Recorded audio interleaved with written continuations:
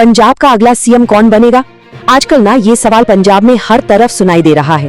Political गलियारों से लेकर नुक्कड़ की चाय की दुकानों तक विधानसभा चुनाव का माहौल एकदम गर्म है और इसी बीच एक नया ओपिनियन पोल भी आ गया है। तो चलिए आज इसी के बहाने पंजाब की पॉलिटिक्स को थोड़ा और करीब से समझते हैं। तो घूम फिरकर सबसे बड़ा सवाल तो यही है कि इस बार पंजाब पर राज कौन करेगा?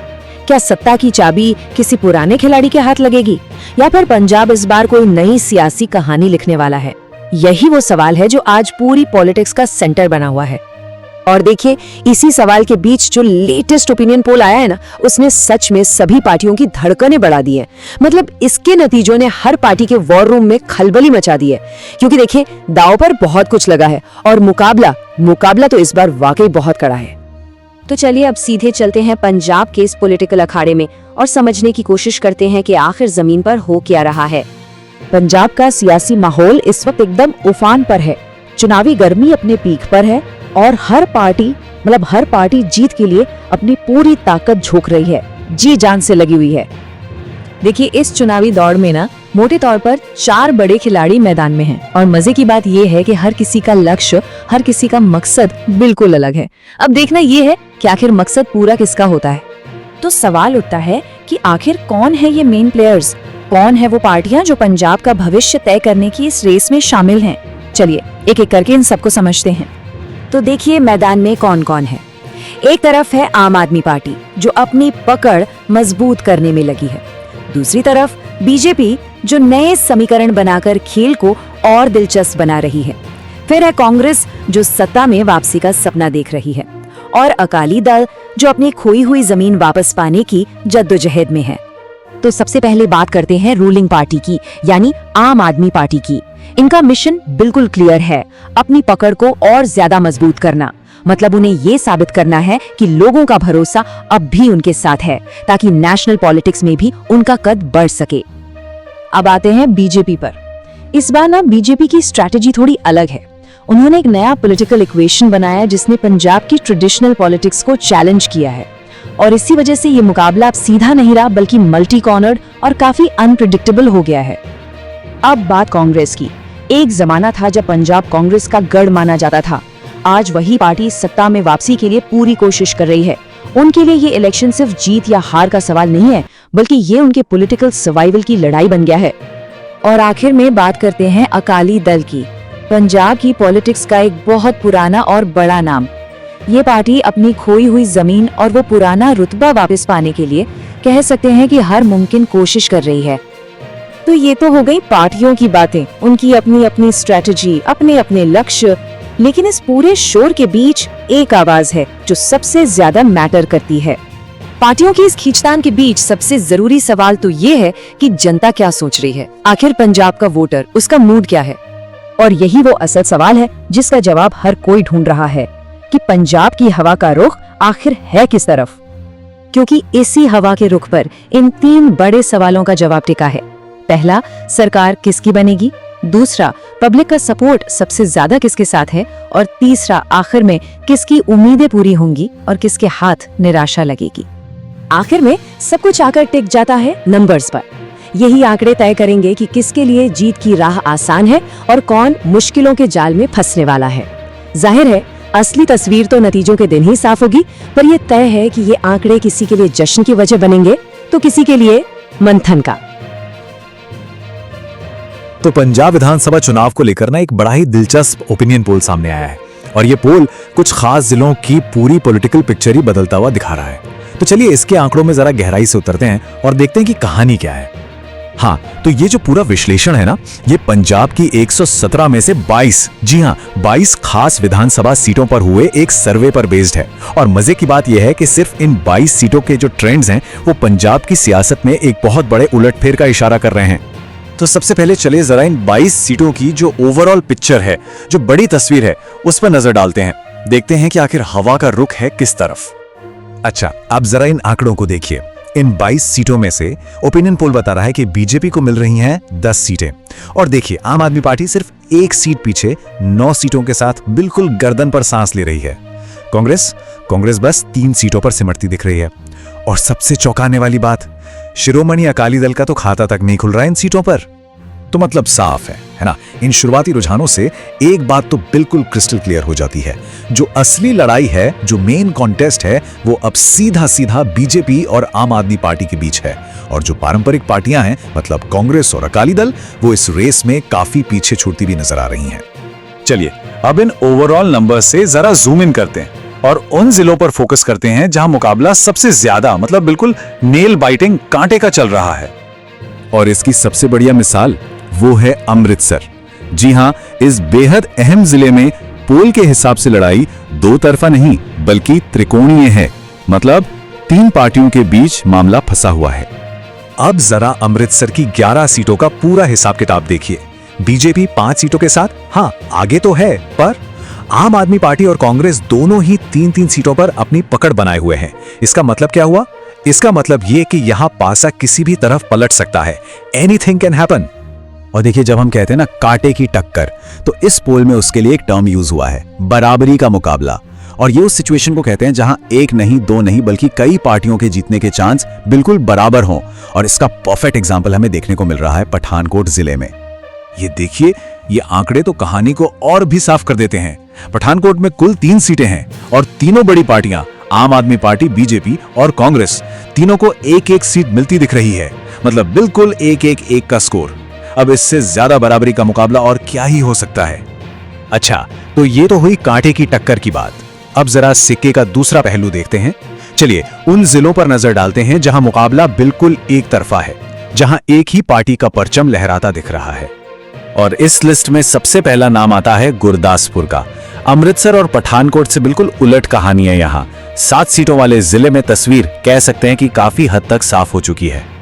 यहाँ देखिए, गुरदासपुर में 7 में से 5 सीटें सीधे सीधे बीजेपी के खाते में जाती दिख रही हैं और आम आदमी पार्टी वो बस 2 सीटों पर ही सिमट रही है। तो पोल के हिसाब से ये बीजेपी के लिए एक बहुत बड़ी, एक क्लियर कट लीड है। लेकिन रुकिए, इस पोल का जो सबसे धमाकेदार, सबसे डिसाइसिव रिजल्ट है, वो आता है तरन तारन जिले से। और इसके लिए एक ही शब्द इस्तेमाल हुआ है, क्लीन स्वीप। यहां तो मुकाबला एक तरफा से भी एक कदम आगे निकल गया है। पोल का अनुमान यह है कि तरन तारन की सभी, मतलब चारों की चारों सीटें आम आदमी पार्टी की झोली में जा रही हैं। ये तो एक टोटल डोमिनेशन, एक संपूर्ण जीत का इशारा है। तो ठीक है, हमने अलग अलग जिलों की कहानी देख ली, कहीं कांटे की टक्कर, कहीं एक तरफा जीत। पर जब इन सब रुझानों को एक साथ जोड़कर देखते हैं तो पंजाब की सियासत के बारे में हमें क्या पता चलता है? मतलब व्हाट्स द बॉटम लाइन?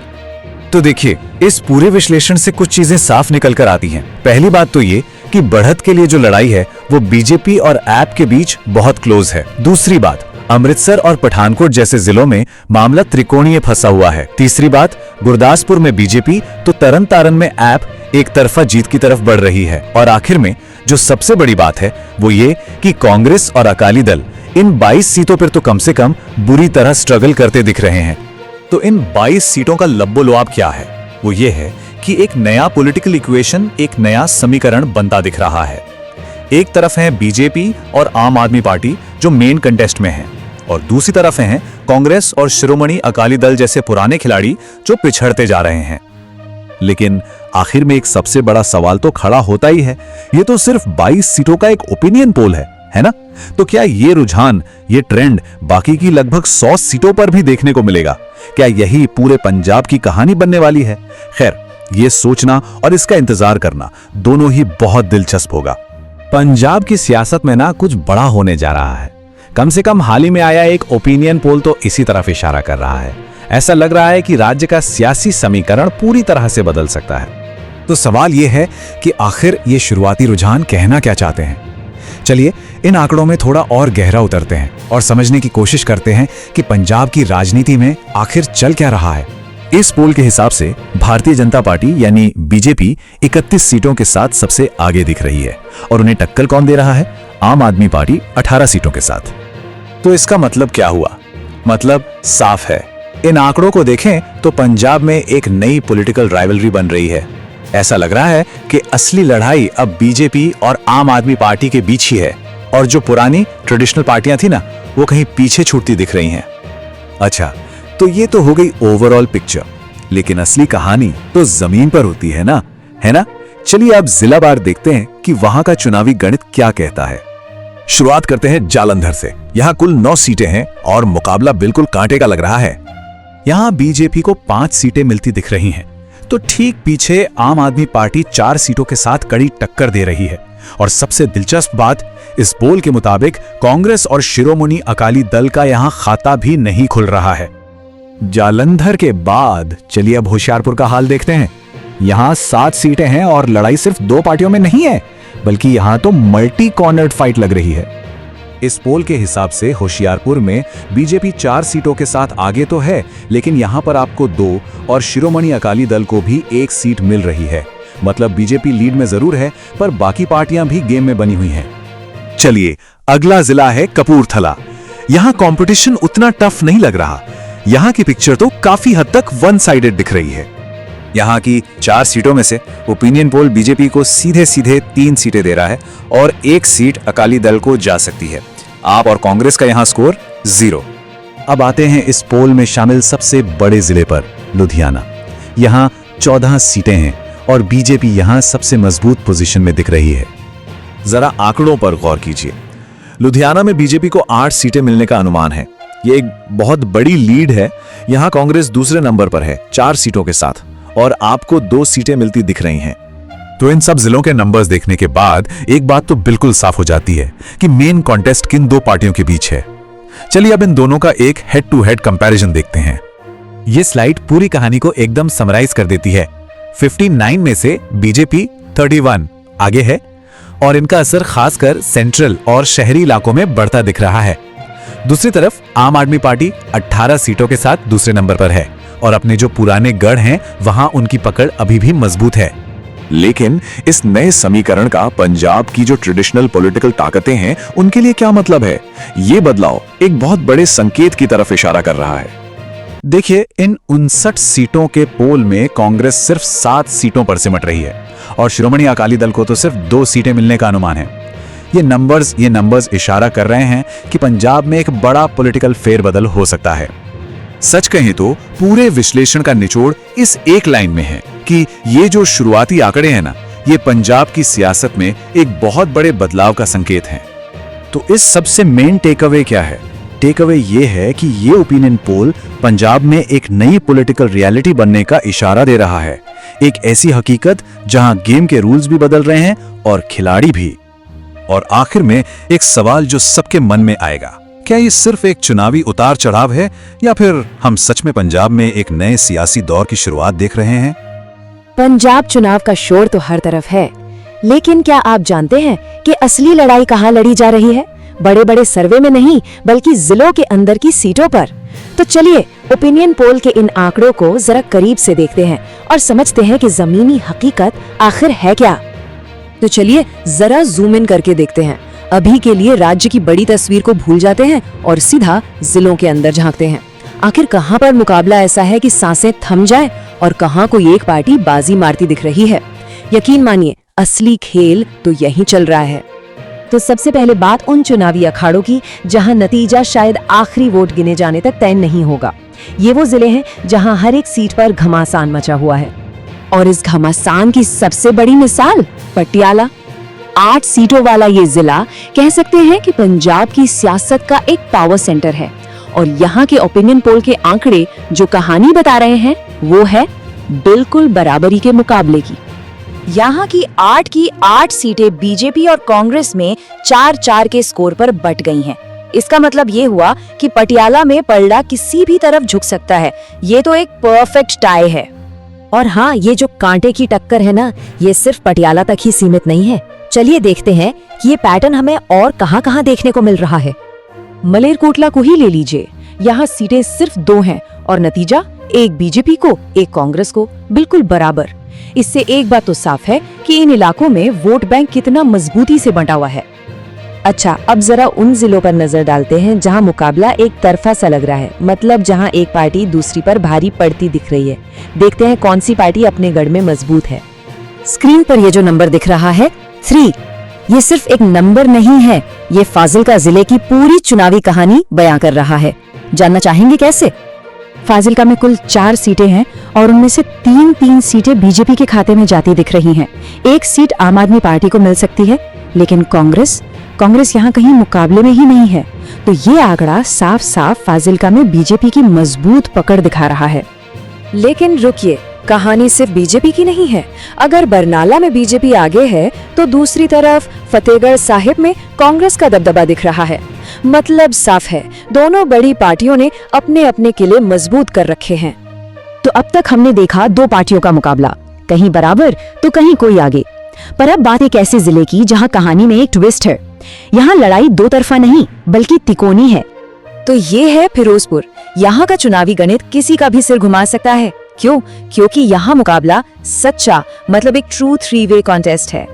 जरा देखिए, फिरोजपुर की 3 सीटें और तीनों बड़ी पार्टियों में एक एक करके बट गईं। एक बीजेपी को, एक कांग्रेस को और एक आप को। ये दिखाता है कि आम आदमी पार्टी की एंट्री ने इस सीट पर मुकाबले को कितना ज्यादा दिलचस्प बना दिया है। तो इस पूरे विश्लेषण से 3 मोटी मोटी बातें निकल कर आती हैं। पहली कि बीजेपी के पास कुछ ऐसे मजबूत गढ़ हैं जहां वो काफी स्ट्रांग है। दूसरी, कांग्रेस भी पीछे नहीं है, खासकर जहां सीधी टक्कर है वहां वो जबरदस्त मुकाबला दे रही है। और तीसरी और सबसे अहम बात, आम आदमी पार्टी। सीटें भले ही कम हो, लेकिन जहां मुकाबला फंसा हुआ है वहां वो किंग मेकर का रोल निभा सकती है। लेकिन एक बात याद रखनी होगी, ये सब ओपिनियन पोल के आंकड़े हैं, फाइनल नतीजे नहीं। तो सवाल वही है, क्या ये शुरुआती रुझान नतीजों में बदलेंगे या फिर वोटिंग वाले दिन हमें कोई बड़ा उलटफेर देखने को मिलेगा? खैर, इस सवाल का जवाब तो अब सिर्फ पंजाब की जनता ही देगी। नमस्कार। पंजाब का चुनावी ऊंट आखिर किस करवट बैठेगा, ये सवाल सबके जहन में है। और आज हमारे पास एक ऐसा ओपिनियन पोल है जो कुछ कह सकते हैं काफी चौंकाने वाले इशारे कर रहा है। तो चलिए देर किस बात की, इन आंकड़ों की गहराई में उतरते हैं और समझने की कोशिश करते हैं कि पंजाब की सियासत में आखिर चल क्या रहा है। तो सवाल बिल्कुल सीधा है ना? पंजाब का ताज आखिर किसके सिर सजने वाला है? देखिए, इस बड़ी चुनावी पहेली को सुलझाना है तो हमें जमीन से शुरू करना होगा। एक एक जिले के समीकरण को समझना पड़ेगा, क्योंकि वहीं से तो पूरी कहानी निकलकर सामने आएगी। कहते हैं ना कि किसी भी चुनावी जीत की इमारत जो है वो जिलों की नींव पर ही खड़ी होती है। और पंजाब में तो हर जिले की अपनी अलग सियासत है, अपने अलग मुद्दे हैं और अपनी ही एक अलग जंग चल रही है। तो चलिए पंजाब के कुछ बहुत ही अहम जिलों के चुनावी मिजाज को समझने की कोशिश करते हैं। तो सबसे पहले बात करते हैं मोगा की। अब यहाँ की कहानी बड़ी दिलचस्प है। चुनावी मैदान में कोई तीसरा खिलाड़ी है ही नहीं, मतलब लड़ाई एकदम सीधी है, आमने सामने की। ये देखिए मोगा की 4 सीटों का हिसाब किताब। मुकाबला एकदम बराबरी पे छूटा है। पोल के हिसाब से बीजेपी और कांग्रेस दोनों के खाते में 2-2 सीटें जा रही हैं। और सबसे हैरान करने वाली बात क्या है कि यहाँ आप और अकाली दल जैसी पार्टियां तो रेस में दूर दूर तक नहीं दिख रही। ये इस इलाके के जो पारंपरिक समीकरण है ना, उससे बिल्कुल ही अलग कहानी है। अच्छा, तो मोगा में तो लड़ाई 2 तरफा थी, लेकिन जैसे ही हम SBS नगर पहुंचते हैं सारे समीकरण पलट जाते हैं। यहाँ मुकाबला है त्रिकोणीय, और सच कहूं तो यही इसे बहुत ज्यादा दिलचस्प बना देता है। और जरा ये देखिए SBS नगर में सीटों का बंटवारा कितना मजेदार है। पोल की माने तो आप, बीजेपी और कांग्रेस तीनों पार्टियां एक एक सीट पर कब्जा कर सकती हैं। इसका सीधा सा मतलब यह है कि यहाँ हार जीत का अंतर बहुत ही मामूली रहने वाला है। एक एक वोट की कीमत होगी यहाँ। चलिए अब एक और अलग तरह का समीकरण देखते हैं। रूपनगर की बात करते हैं। यहाँ भी मुकाबला तो है, लेकिन एक पार्टी वो बाकियों से थोड़ा सा आगे निकलती हुई दिख रही है। तो रूपनगर में कहानी ये है कि कांग्रेस को एक साफ बढ़त मिलती दिख रही है। पोल कहता है कि 3 में से 2 सीटें कांग्रेस के खाते में जा सकती हैं और 1 सीट पर आपका कब्जा हो सकता है। मतलब कांग्रेस के लिए तो ये एक मजबूत संकेत है।